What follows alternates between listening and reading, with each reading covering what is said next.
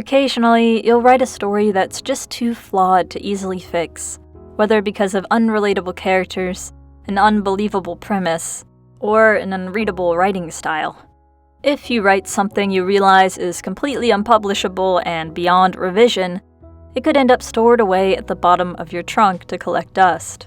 Trunk stories, as defined by author Alex Axe, are stories you know aren't good. Stories that don't quite work and you can't seem to fix. Stories you no longer believe in. Stories that taught you something valuable about the writing process but have no outer redeeming value.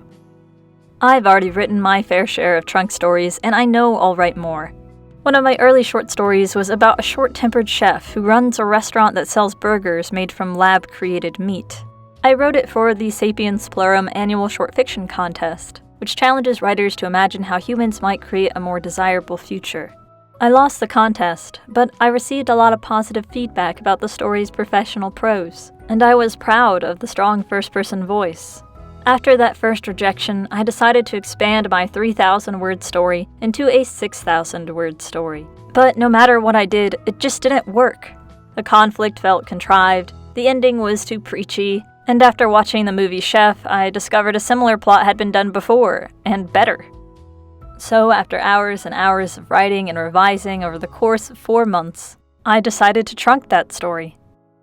From that experience, I learned that stories about current issues shouldn't try so hard to teach a lesson. Didactic writing is a turnoff for many readers. Instead of telling the reader what to think, stories should pose interesting questions and provoke discussion. I also found out that my first drafts tend to be heavy on dialogue and sparse on setting description, which I improved with each revision. I was so eager to finally write a story that felt complete, and it crushed me to know I'd failed yet again. There was only one solution: let it go and write more stories. The benefit of trunking stories is that it frees you to explore other ideas. It's easy to get so attached to fixing a story that doesn't work and end up missing out on writing the story that will work. For example, author Laurel Snyder said her children's novel, My Jasper June, was a total and complete failure, an absolute disaster. The first iteration of that novel she wrote 5 years prior, that is. She had been excited to send the finished manuscript to her agent, who promptly told her to shelve it because it wasn't good. After publishing her debut, Orphan Island, she decided to take the main ingredients and write the story from scratch. She shares her experience on a post for the Nerdy Book Club. This wasn't really a revision, but a whole new book. And yet, the fact that I was doing it, recreating the Vine Realm, stepping back into Jasper and Leia's world, erased my sense of failure. The experience made it feel like anything was possible, as if nothing, no messy disaster of a book, no idea for a story, could ever really die. Maybe, I thought, all the stories I've ever created and abandoned are still waiting for me somewhere. Sometimes stories will display red flags that warn you it's time to move on. If your critique partners and beta readers are less than enthusiastic in their praise, simply giving a lukewarm, I liked it, or it was good, that might be a sign of a trunk story. But it could be that the story simply needs further revisions, especially if it's only your first or second draft. Abandoning a story that early is like declaring a loaf of bread inedible when it's only spent 5 minutes in the oven. You have to wait until your draft has fully baked so you can give it a fair review.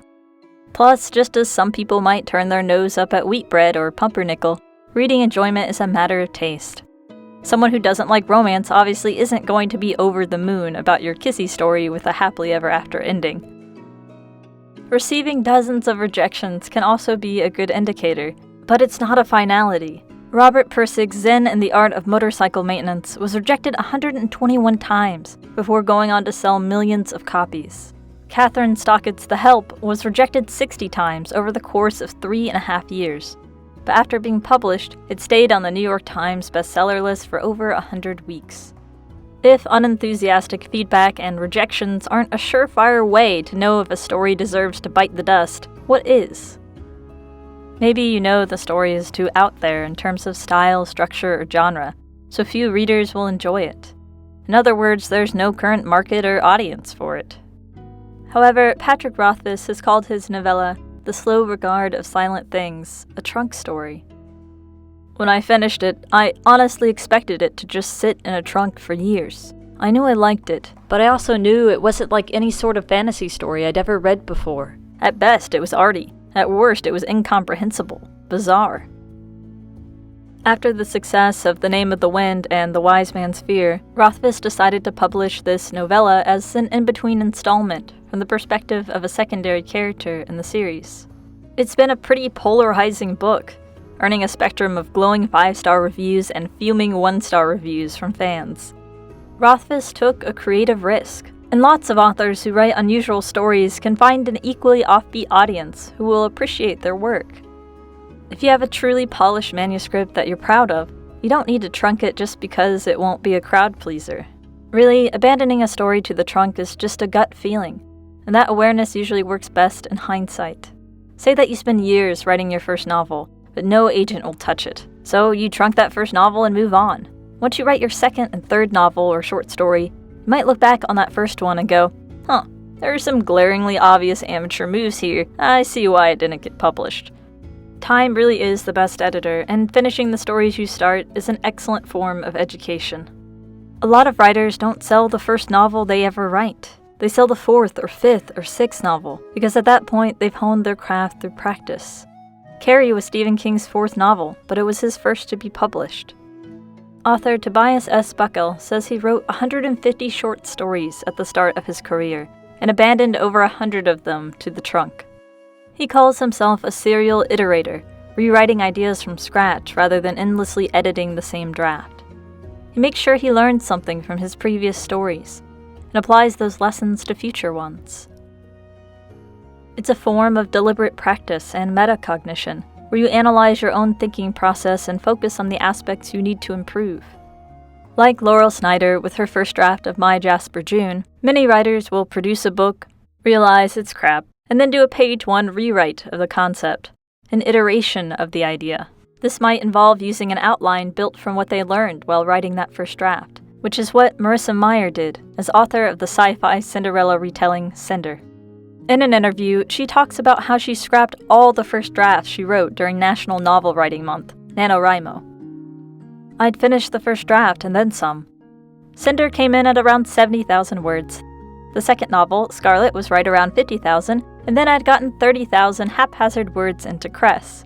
However, all 3 of those novels have had to be completely scrapped and started over from scratch during revisions, which is just fine by me. I may not produce anything of quality during NaNoWriMo, but I always come away with a great roadmap. Nowadays, Meyer is a self-proclaimed neurotic outliner, spending weeks plotting before writing, although she says, everything usually ends up changing about a third of the way through the draft, and I have to revise my outline as much as I revise the actual book. When approaching a page 1 rewrite, identify the ingredients in your trunk story that initially sparked your interest. What was it about the world, plot, or characters that captured your imagination? Reimagine that core idea into a new story. As writer Michaela Eaton suggests in a blog post, my favorite way to rework trunk stories is to change something integral. Keep the plot, but change the setting or the genre.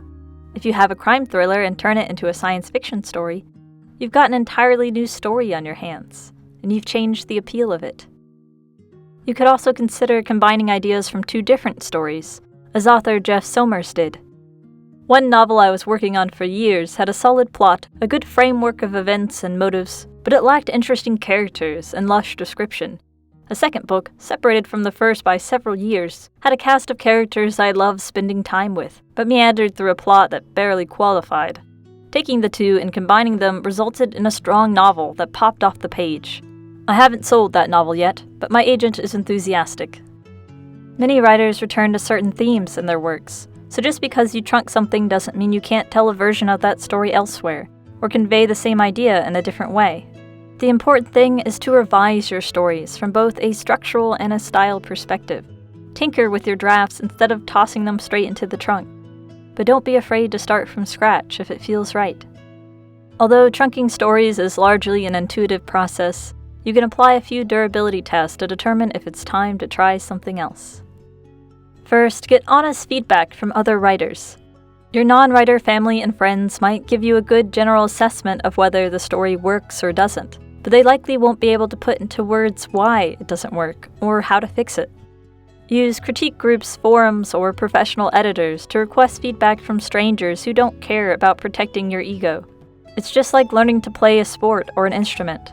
To get help, you go to people who already know what they're doing. To write better, you need feedback from writers. Second, let it sit for a few months or years, and finish a new project. Patience is a virtue in the writing world, as it can take years to get one story or novel published, even if you're self-publishing. Keep honing your craft through reading and writing, then come back to that story with a fresh perspective. Read it as a stranger would. What do you notice about the story now that you didn't before? Would you still be proud to have it published? Use your answers to help you revise or trunk the project. In fact, that might be the best way to tell if a story needs to be trunked. Don't just wait, but write something else while you wait, and then come back to it. If you're still as in love with it and in awe of your handiwork after you've written something else, don't give up. But if in the clearer light of immersing your mind in something else, you find the story's rough edges are actually gaping flaws, it's probably time to put it in the trunk. Third, list the story's strengths and weaknesses. Maybe the opening has a great hook, but the ending feels unsatisfying. Brainstorm new ideas to fix that instead of being lazy and declaring it good enough. If the weaknesses are more about people not liking experimental fiction or the editor saying they've seen too many stories about time travel, then that's a matter of finding the right audience. So don't worry about subjective taste in terms of genre. Above all, remember that trunking a story doesn't mean you've failed as a writer, nor does it mean the story will never get told. You can always come back and revise stories when you're older and wiser. You're putting them in storage, not throwing them away. Be proud of working through your mistakes and failed stories, because they prove you have the persistence it takes to be a writer. What has made you trunk a story? Are you interested in revisiting that project? Make me feel better about my own trunk stories in the comments. Whatever you do, keep writing.